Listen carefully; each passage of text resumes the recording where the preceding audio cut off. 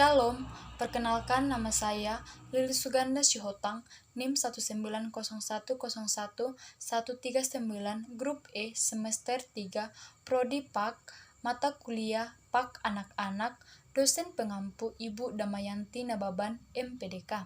Di sini saya akan menjelaskan makalah saya, yaitu tentang memahami PAK anak-anak dalam keluarga. 1. Pengertian keluarga. Keluarga adalah cermin Kristus. Setiap orang akan memandang keluarga yang memberikan dampak bagi keluarga dan orang lain yang melihat kerukunan, keharmonisan, keutuhan keluarga, dan memiliki rasa kebersamaan baik dalam kehidupan rohani dan hidup mencerminkan karakter Kristus agar menjadi terang dan garam bagi dunia. Pendidikan agama Kristen sangat penting dan tidak terlepas dari kehidupan keluarga agar setiap orang tua mengerti bagaimana cara membangun keluarga melalui teladan Kristus. Lembaga masyarakat yang paling kecil tetapi paling penting adalah keluarga. Keluarga merupakan lembaga yang fenomenal dan universal. Keluarga adalah perkumpulan yang terkecil yang terdiri dari ayah, ibu, anak. Keluarga berasal dari Allah dan dibentuk oleh Tuhan dalam kehidupan manusia untuk memenuhi bumi. Berasal dari keluarga Adam dan Hawa yang diperintahkan Allah untuk membentuk keluarga dan taat kepada perintah Tuhan yang tertulis dalam Kejadian 2 ayat 24. Menurut Dr. Kenchi Chelin dalam bukunya Is There a Family in the House memberi gambaran tentang maksud keluarga dalam 5 identifikasi. 1. Keluarga merupakan tempat untuk bertumbuh menyangkut tubuh, akal budi, hubungan sosial, kasih, dan rohani. 2. Keluarga merupakan pusat pengembangan semua aktivitas. Dalam setiap keluarga, orang bebas mengembangkan setiap karunia-nya masing-masing. Dalam keluarga, landasan kehidupan anak-anak dibangun dan dikembangkan. 3. Keluarga merupakan tempat yang aman untuk berteduh saat ada badai kehidupan. Keluarga dalam hal yang adalah saling memperhatikan, saling menolong dalam menghadapi masalah atau persoalan dalam keluarga. 4. Keluarga merupakan tempat untuk mentransfer nilai-nilai oratorium hidup bagi setiap anggota keluarga dan saling belajar hal yang baik. 5. Keluarga merupakan tempat munculnya permasalahan dan penyelesaiannya. Tidak ada keluarga yang tidak menghadapi masalah hidup. 2. PAK dalam keluarga. Sering orang berpendapat bahwa PAK dalam keluarga, terutama tugas sekolah dan tugas dan tanggung jawab gereja. Memang benar gereja terlibat dalam pertumbuhan kehidupan anak-anak. Tetapi sebenarnya PAK kepada anak-anak tidaklah kurang sebagai tugas keluarga pula, di mana orang tua harus meyakini bahwa anak adalah karunia Tuhan yang dipercayakan kepada orang tua tentang pemeliharaan maupun pemberian pendidikan. Pendidikan agama Kristen bukanlah produk gereja atau kurikulum sekolah semata, melainkan produk para tokoh Alkitab yang menekankan pentingnya pendidikan dalam dimensi keluarga. Artinya, pendidikan agama Kristen mengacu pada dasar-dasar yang jelas dalam Alkitab, baik Perjanjian Lama dan Perjanjian Baru. Di dalam keluarga, anak-anak pertama kali mengenal Allah melalui orang tuanya. Di tengah keluarga pula lah anak menyaksikan bagaimana orang tua beribadah kepada Allah dan bagaimana mempraktekkannya dalam kehidupan sehari-hari. PAK dalam keluarga merupakan strategi pendidikan iman yang ampuh bagi anak-anak dan seluruh keluarga.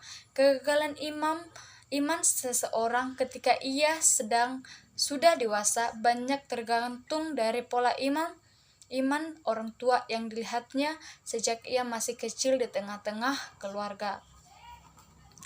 A. Dilakukan secara non-formal. PAK dalam konteks keluarga adalah tergolong pada pendidikan non-formal karena tidak memakai kurikulum PAK pada pendidikan formal. PAK dalam keluarga adalah yang tanggung jawab orang tua terhadap anak-anaknya dalam Ulangan 6 ayat 4-9 yang merupakan skema bagi keluarga Israel adalah merupakan tanggung jawab orang tua.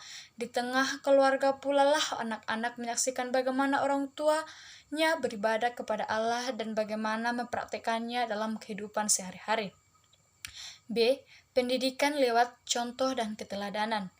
Pak, di tengah keluarga berhasil bukan saja lewat pengajaran formal, melainkan lewat keteladanan orang tua. Keteladanan adalah merupakan pendidikan iman yang paling efektif sepanjang masa.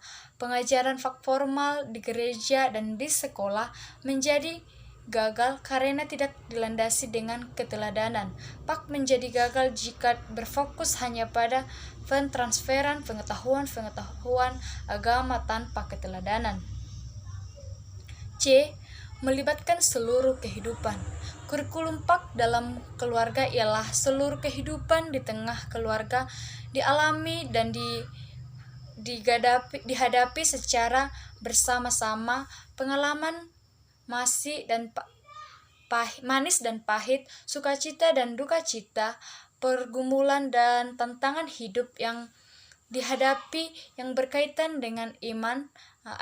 Ada kecenderungan dewasa ini untuk kembali pada pemikiran bahwa anak-anak belajar lebih baik jika lingkungan diciptakan alamiah. Belajar akan lebih bermakna jika anak mengalami apa yang dipelajarinya bukan mengetahuinya.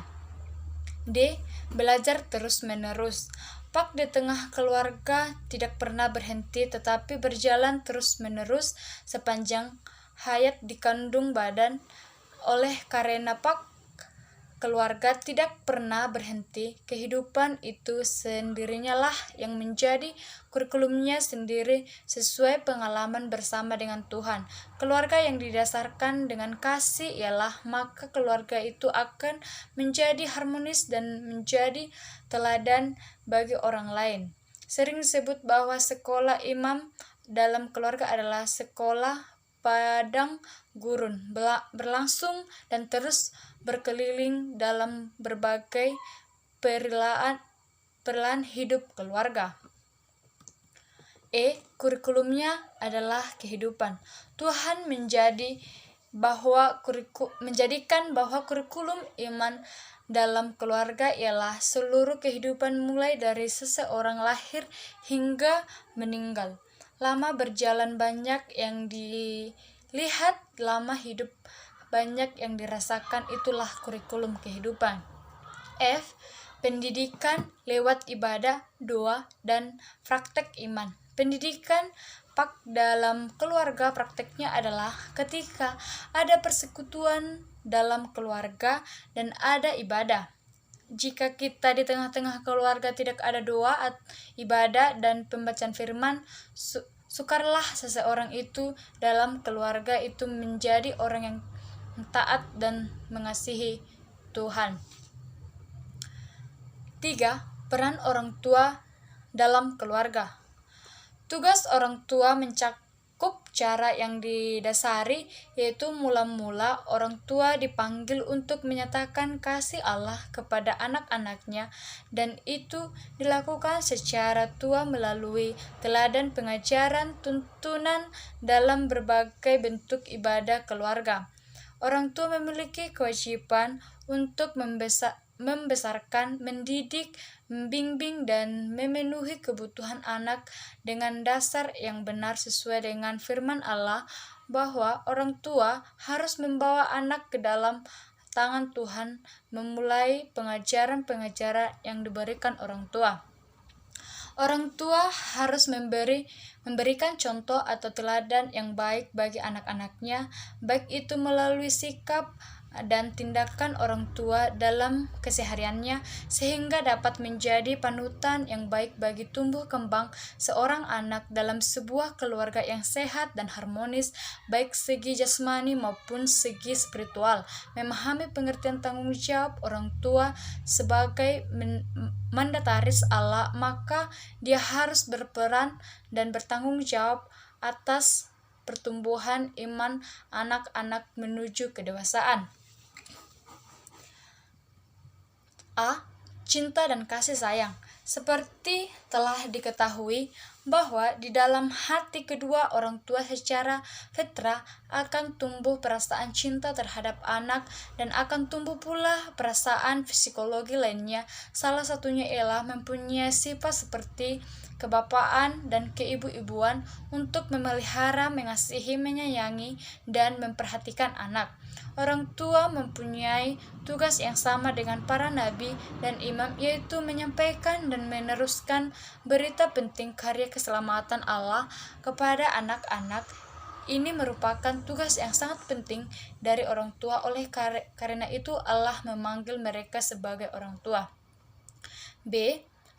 Anak-anak memerlukan peraturan. Sebagai orang tua harus memberi peraturan kepada anak-anak agar anak-anak dapat hidup sesuai dengan aturan dalam keluarga. Dengan cinta kasih, orang dapat mendidik anak-anaknya dengan hikmat dan takut akan Tuhan. Peraturan itu sangat diperlukan supaya keluarga berfungsi secara efektif. 4. Peran anak dalam keluarga. Anak mempunyai peran, yaitu sebagai anggota keluarga. Tugas seorang anak yaitu belajar dan menghormati orang tua. Anak juga mempunyai hak atas perlindungan dan pendidikan dari orang tua.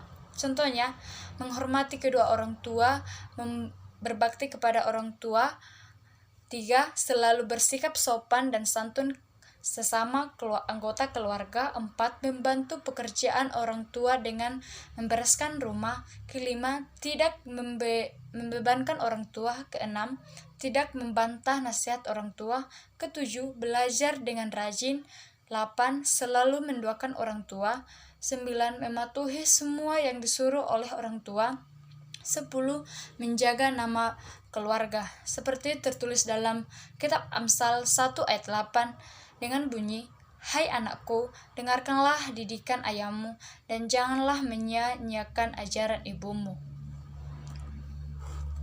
Kesimpulan dari makalah saya yaitu, pendidikan agama Kristen dalam keluarga adalah pengajaran mengenai apa yang menjadi tugas dan tanggung jawab orang tua dalam mendidik anak di tengah-tengah keluarga. Anak dapat belajar dari orang sehingga di kemudian hari anak sudah bertanam iman dari orang tua. Pak di tengah keluarga berhasil bukan hanya saja lewat pengajaran formal, melainkan keteladanan orang tua. Keteladanan adalah merupakan pendidikan iman yang paling efektif sepanjang masa. Pengajaran pak formal di gereja dan di sekolah menjadi gagal karena tidak dilandasi dengan keteladanan. Yesus berhasil dalam pengajarannya karena ia sangat menekankan keteladanan bagi murid-muridnya. Yesus berkata kepada murid-muridnya, "Ikutlah teladanku." Pak dalam keluarga haruslah berbasiskan kepada keteladanan dari orang tua kepada anak-anaknya sehingga keluarga hidup dalam keharmonisan. Sekianlah dari penjelasan materi atau makalah yang saya berikan. Sekian dan terima kasih. Shalom.